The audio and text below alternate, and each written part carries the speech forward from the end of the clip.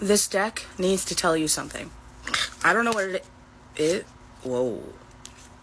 Holy sh. Awakening and release. If you've been watching me, this is the fastest cards have ever come out. Fastest they've ever come. Awakening and release. Look at them again. See the horns? See the moon? Something's racing in fast too. Can you hear it? All right. This is a very special deck. This is Vintage Wisdom Oracle. By the way, I just finished working out. I didn't even get to jump in the shower. That's how adamant they were about this deck, this reading right now. It's 5:22 on my clock. So I'm going to read you from this book because they're not tarot cards where you memorize. These are oracle cards and have very specific, clear messages. So I'm not going to try to pretend I'm going to...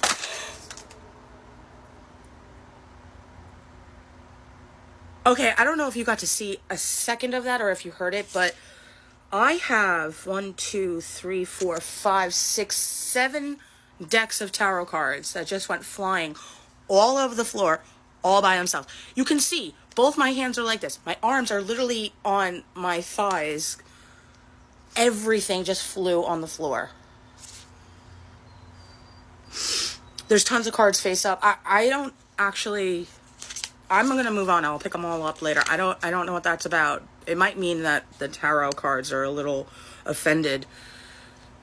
Or you need a tarot reading also at some point. I've never, all of them are all on the floor and were all placed in different spots. And they literally hit into each other and all fell on the floor like a domino effect.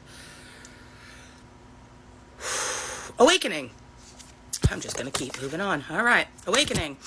A woman emerges from a bed of roses, symbolizing pleasure and pain. She is surrounded by cowslips,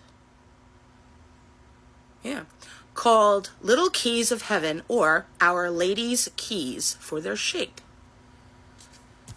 It's awakening. I don't know. So,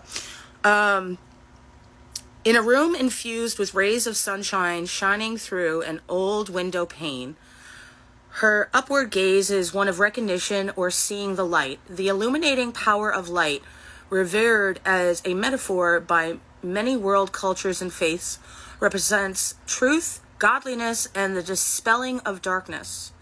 This auspicious card speaks of new light on your pathway. Oh, I wonder if you can hear that bird too. The process of awakening can take many forms, whether subtle like the soft dawn of a new day, or challenging, as when the searing blade of truth is needed to sever ties that no longer serve you well. I don't know if you can hear that plane flying overhead now too. 5:25 on my clock as I say that, and 3:23 on the timer clock.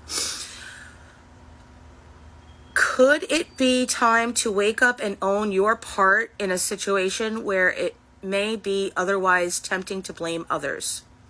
Or maybe you need to be brave and release old fears. Make a conscious choice to open like the rose and embrace a fresh perspective on your life. The transitional energy of awakening helps liberate you on your journey of awareness and assists you in discerning the valuable from the valueless. And then you got release. By the way, I'm pretty sure I read the word release in this also, didn't I? Didn't I just read that word to you somewhere? Anyway, moving on.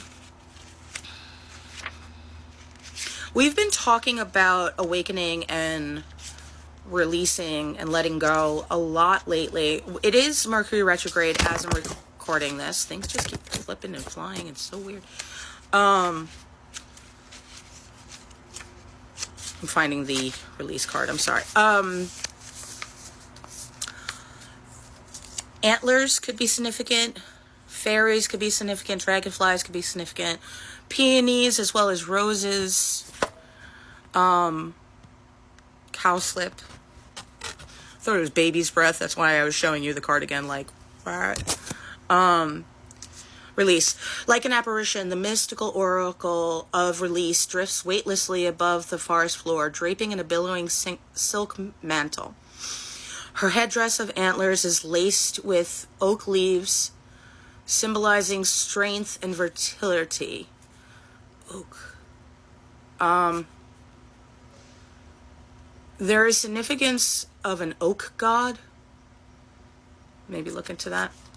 Dancing fireflies illuminate her pathway beneath the silver shadows of the full moon. The moon's phases and cycles can greatly affect our mental and emotional balance. The night of a full moon is a favorable time to focus on your intentions on releasing any unwanted patterns, such as hurtful relationships, addictions, or attitudes from the past, which prevent you from exploring your potential. By the way, I feel like as I'm recording this, it's April 16th, I think.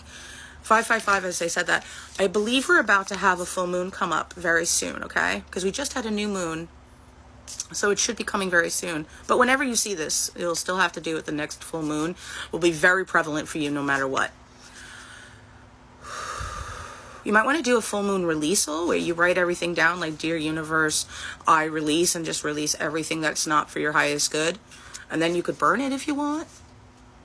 Burn it safely, like, maybe an ashtray, even if you get one from the dollar store, just to, protect yourself, or barbecue if you're doing it outside. Be careful lighting it and letting it burn inside. You might not have enough, the word I want to use is fumigation, to be able to not have all that smoke in your house and not set off fire alarms. But just saying, do what feels right for you, but don't play with fire. It's an energy and spirit unto itself. You don't want to find out when it's pissed.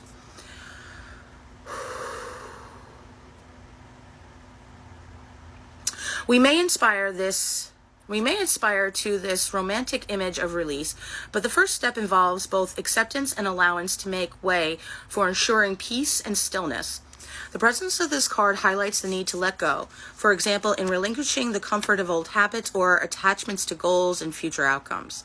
The unpredictability of the future, potential threats to our worldly identity, and attachments to outcomes can all play a role in holding us back or keeping us blinded to more appropriate opportunities. Notice these areas in your life and use the supportive energy of this liberating card to help you face and dissolve any influences preventing you from reclaiming your authentic power. 737, as I said that, and 739.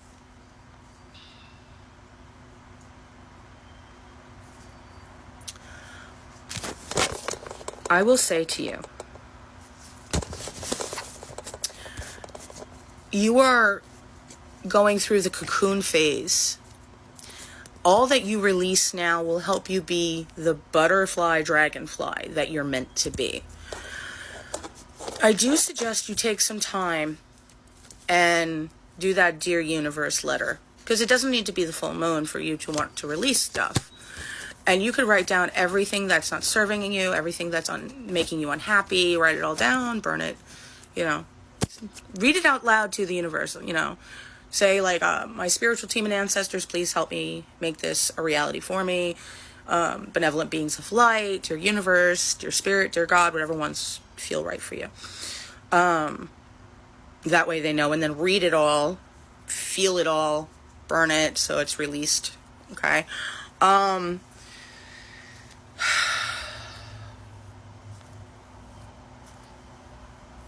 You might want to book a private reading so we could see what you need to truly release.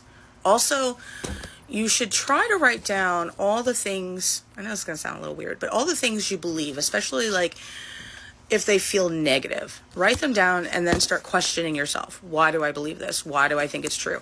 And if it's past experiences, realize that that doesn't need to be your reality and results. Now, the more you've learned and evolved and understood and healed throughout all this life, different end results are possible. So the more you could see the lack mentalities and the holding back beliefs that you have about yourself, reality, anything, and start working through them, the more you release all the blockages to everything you truly want to come in.